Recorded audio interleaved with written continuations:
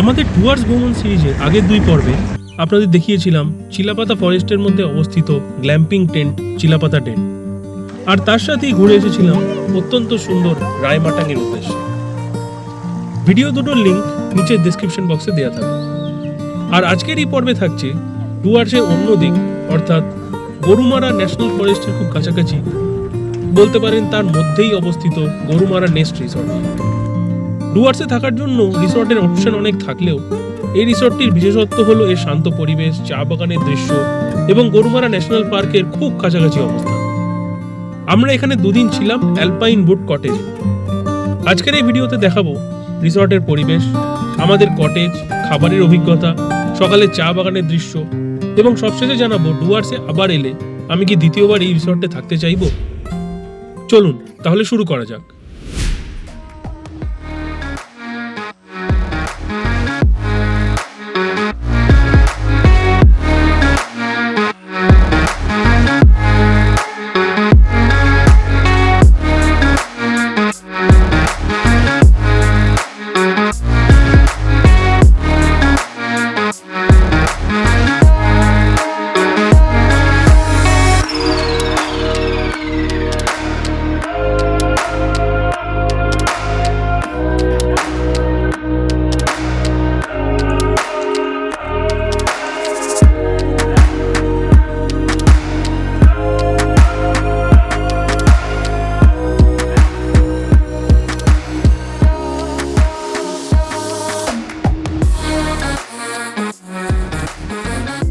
Gorumara nest রিসর্টটি Dhupjhora Lataguri এলাকায় অবস্থিত এবং চারপাশে সবুজ চা বাগান এবং প্রকৃতির শান্ত পরিবেশ নিয়ে ঘেরা।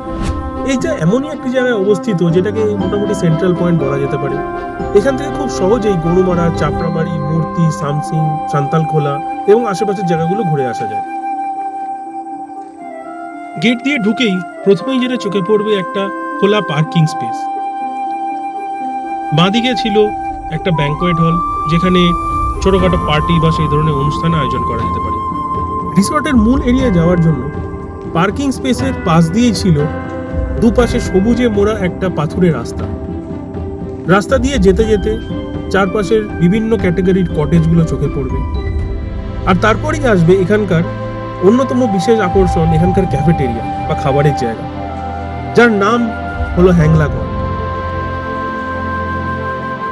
এই রিসর্টে মোটামুটি 3 থেকে 4 ধরনের ক্যাটাগরির রুমস আছে। প্রথমটা হলো অ্যালপাইন উডস, যেটাতে আমরা ছিলাম। তারপরে হচ্ছে নর্থ ইস্টার্ন এথনিসিটি, তাছাড়াও ছিল অ্যাডভেঞ্চার বার্ড স্টুডিও এবং এথনিক মাড হাউস। আমরা ছিলাম অ্যালপাইন উড কটেজে। কটেজের ডিজাইনটা বেশ সুন্দর। কাঠের ফিনিশিং এর কারণে এখানে একটা উষ্ণ ও আরামদায়ক অনুভূতি পাওয়া যায়। রুমের ভেতরে air conditioner, kettle, mini fridge, wifi সহ প্রয়োজনীয় সব সুবিধাই রয়েছে। বাথরুমটাও ভীষণ পরিষ্কার এবং পর্যাপ্ত বড়।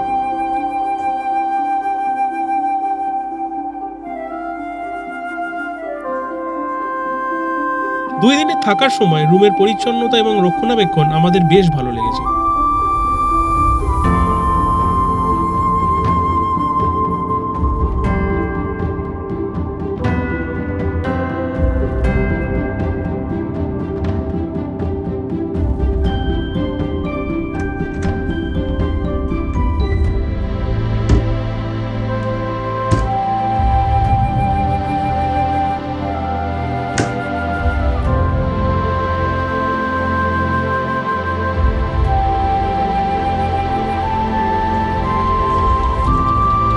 আমরা যেহেতু দুপুর 12টা নাগাদ পৌঁছেছিলাম, লাঞ্চের কথাটা আগে থেকেই ফোন করে বলা ছিল।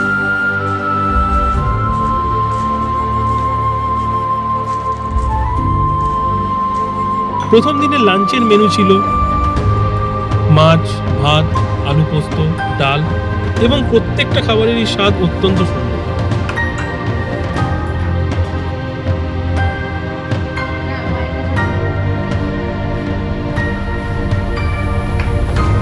রিসর্টে ঢুকেই কিছুটা ফ্রেশ হয়ে খাওয়া দাওয়া করে আমরা চলে এসেছিলাম আমাদের কটেজে কিছুক্ষণ রেস্ট নিতে।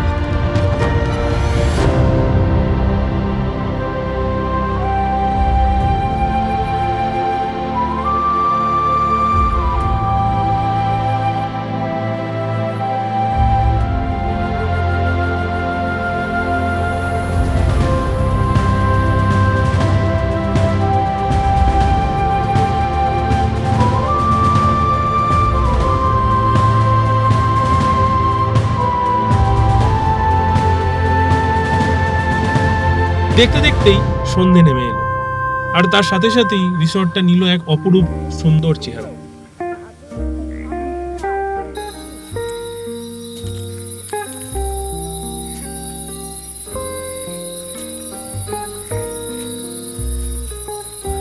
চারদিকে চিচি পোকার ডাক, দূরে মাঝে মাঝে হাতির ডাক, আরো না জানি কত রকম পাখি এবং পোকামাকড়ের ডাক।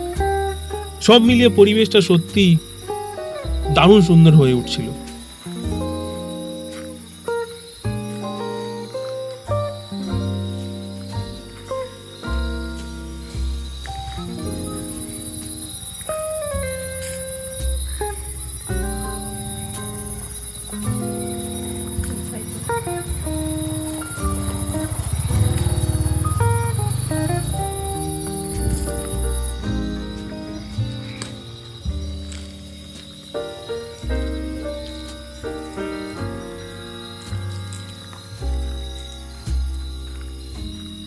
দরজা খুলে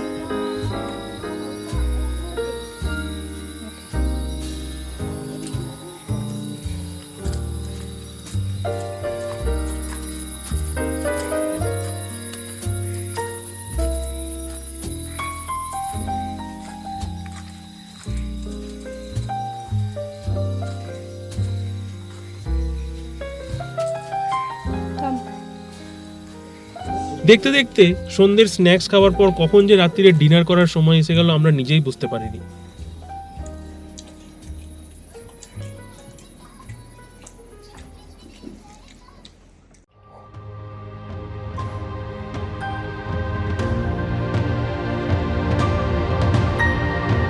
আর এই রিসর্টের সবচেয়ে ভালো দিকগুলোর মধ্যে একটা হলো সকালের পরিবেশ।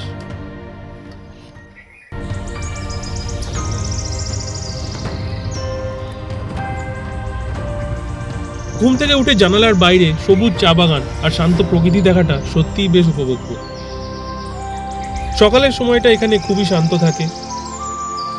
যদি আপনি শহরের ব্যস্ততা থেকে কিছুটা দূরে সময় কাটাতে চান, তাহলে এই পরিবেশটা আপনার ভালো লাগতে পারে।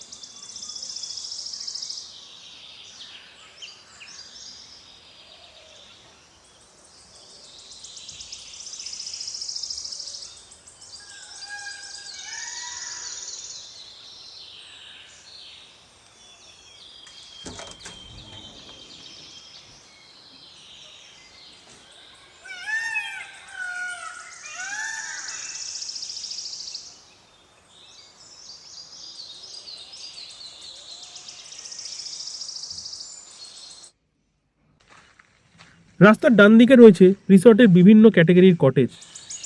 প্রতিটি কটেজই আলাদা থিমে সাজানো, আর চারপাশে সবুজ পরিবেশের সঙ্গে বেশ সুন্দরভাবে মিশে গেছে।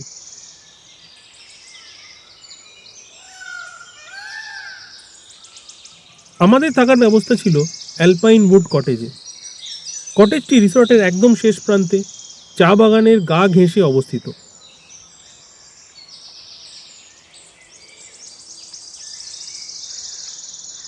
আর সত্যি বলতে লোকেশনের দিক দিয়ে এটি আমার সবথেকে পছন্দের অংশগুলোর মধ্যে একটি ছিল। রুমের দরজা খুলে বাইরে বেরোলেই বিস্তীর্ণ সবুজ চা বাগান, আর চারপাশে শুধু পাখির ডাক।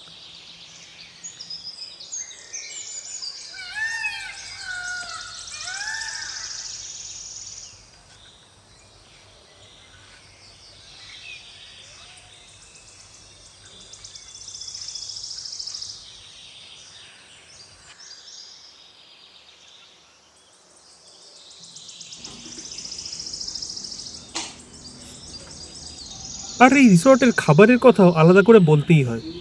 লাঞ্চ, ডিনার কিংবা বিকেলের স্ন্যাক্স, যা কিছুই আমরা ট্রাই করেছি সব কিছুর স্বাদই ছিল বেশ ভালো এবং ঘরোয়া। খাবার নিয়ে আমাদের কোনো অভিযোগ ছিল না, বরং বলা যায় রিসর্টের শান্ত পরিবেশে বসে গরম চা, স্ন্যাক্স আর সুস্বাদু ডিনার পুরো অভিজ্ঞতাটাকে আরও উপভোগ্য করে তুলছিল।